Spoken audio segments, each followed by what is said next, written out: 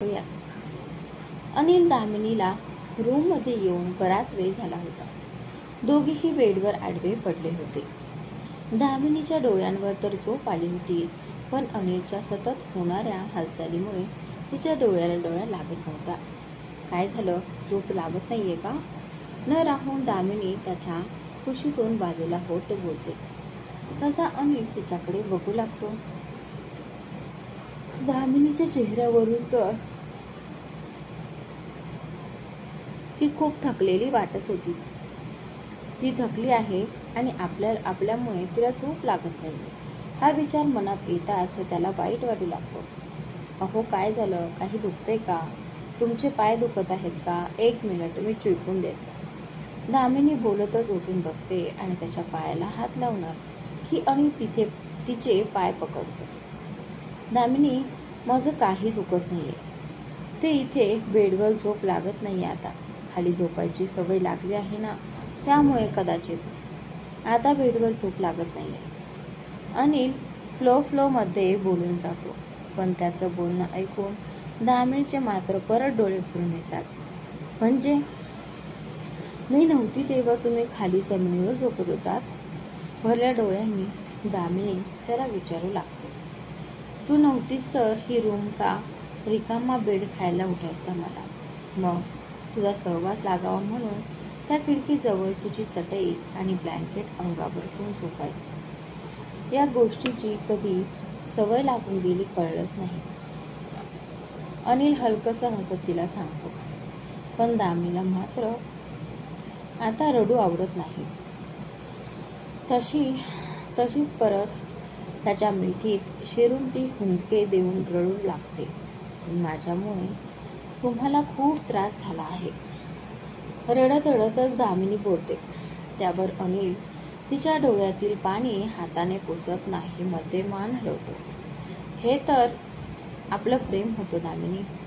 आपण एकमेकांपासून दूर असून पण एकमेकांच्या खूप जवळ होतो. इथे होतो. तो त्याच्या हृदयावर हात ठेवत बोलतो. तशी दामिनी भरल्या डोळ्यांनी त्याच्या हाताकडे खाली झुकून त्याच्या त्या हृदयावर ठेवलेल्या हातांवर ओठ टेकवते.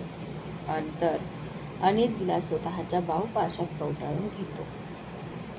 यादव घरात आजपासून लग्नाची जोरदार तयारी चालू झाली होती. दामिनी आणि आजोबांनी मिळून मस्त सकाळी सकाळी देवपूजा देखील केली होती. आज एवढ्या दिवसातून दामिनीच्या आवाजात भजन ऐकून घरातलं सगळं वातावरण आनंदीमय झालं होतं. एक एक करून सगळे आता व्हरांड्यात जमा झाले होते. अनिल पण त्याची सकाळची गोठ्यातली कामं उरकून आज जरा लवकरच तयार झाला होता. बाबा, तुम्ही घरीच आहात ना आज? चहाचा कप हातात घेत अनिल शशिकांतराव यांना बोलतात. हो, आहे की घरीच. का रे? शशिकांतराव बोलतात. बरं झालं. ते अंगणात मंडप बांधायला येतील. 10:30-11 वाजता काही माणसं. तर इथे कुणीतरी एक जण असणं गरजेचं आहे ना? अनिल चहा पिता पिता बोलतो. हो, तू काही काळजी करू नको. मी आहेच घरी. शशिकांतराव बोलतात. ठीक आहे. मग मी आणि अक्षय पण निघतोच आता. पत्रिका आजच्या दिवसात देऊनच येतो सगळ्या पाहुण्यांना. अनिल बोलतच उठतो की त्याच्याबरोबर अक्षय पण उठतो. दोघेही हातात पत्रिकांची पिशवी घेऊन आता बाहेर पडणारच होते की अनिलला काहीतरी चुकल्यासारखं वाटू लागतं.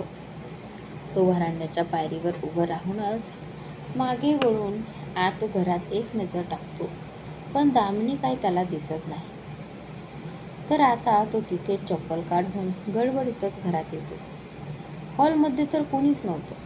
तसा तो पुढे जात किचनमध्ये पण डोकावून पाहतो, पण दामिनी त्याला तिथे पण दिसत नाही.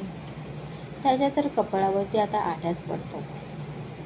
काहीसा रागातच तो आता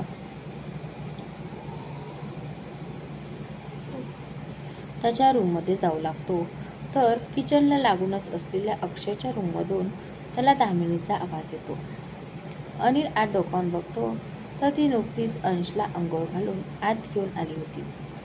अंशला आज त्याची काकी आई तयार करणार. हो की नाही अंश? कोणता ड्रेस घालू? या बरं. हा चालू. तर हा घालू का? काकी, आई आणि अंश सेम होणार. मग अंश देखील आता वर्षाचा झाला होता, त्यामुळे थोडंफार चालायला जमत होतं त्याला. त्याला बेडवर बसून दामिनी त्याच्याशी बोबड्या भाषेत बोलत होती. त्याचं अंग पुसून घेऊन ती आता अंशला कपडे घालतच होती की अनिल तिच्या मागे येऊन उभा राहतो. कुठे होतीस? मी शोधत होतो तुला. अनिलचा आवाज कानावर पडताच ती थोडं घाबरून मागे वळून बघते. मी ते अंशला अंघोळ घालायला ताईंना मदत करत होती. काय झालं? काही हवं आहे का तुम्हाला? दामिनी त्याच्या कपाळावर पडलेल्या आठ्या बघून काळजीने त्याला विचारते. मी अक्षय बरोबर पत्रिका वाटायला निघालो आहे. कदाचित संध्याकाळी घरी यायला उशीर होईल. तू जेवण करून घे. तो आता एक पाऊल तिच्याकडे टाकत तिला मिठी मारणारच होता की धाडकन दरवाजा आपटत अमृता आणि ज्योती आत येतात. तसा तो पटकन त्याचं उचललेलं पाऊल मागे घेतो तर दामिनी पण बावरून जाते. दामिनी, घातली तू अंशला कपडे? ज्योती अंशकडे बघत बोलते, जो की बेडवर बसून त्याच्या काकी, आई आणि काकांची बडबड ऐकत होता. हे काय? घालतच होते ताई.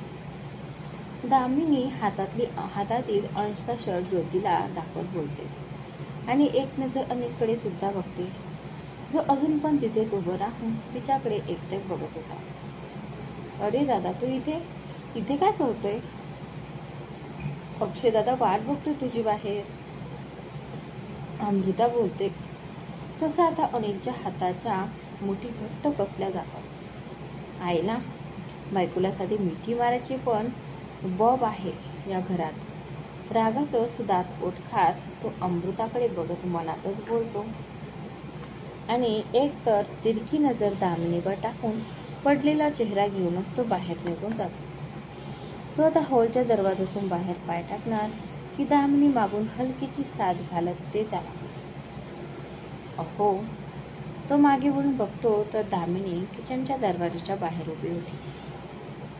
तिच्याकडे बघत तो परत तिच्या जवळ जातो आणि तिला तसंच हाताला धरून काहीसा खेचतच किचनमध्ये ओढतो. काय झालं? त्याची तिच्या भोवती कसलेली घट्ट मिठी बघून दामिनी त्याच्या मिठीत राहूनच त्याला विचारू लागते. माहीत नाही का, पण तुला सोडून जाऊ वाटत नाही. पाय निघत नाहीये घरात. तो तिच्या केसांवर ओठ टेकत बोलतो. त्यावर दामिनी हलकसं हसली.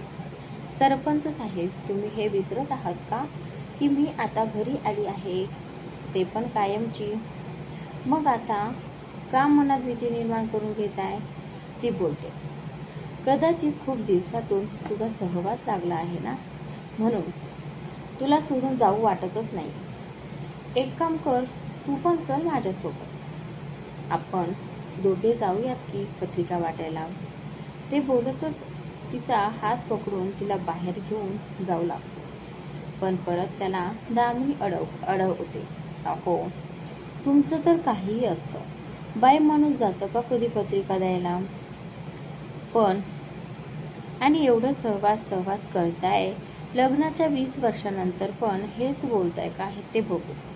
तेव्हा तर डुंकून सुद्धा बघणार नाहीये माझ्याकडे.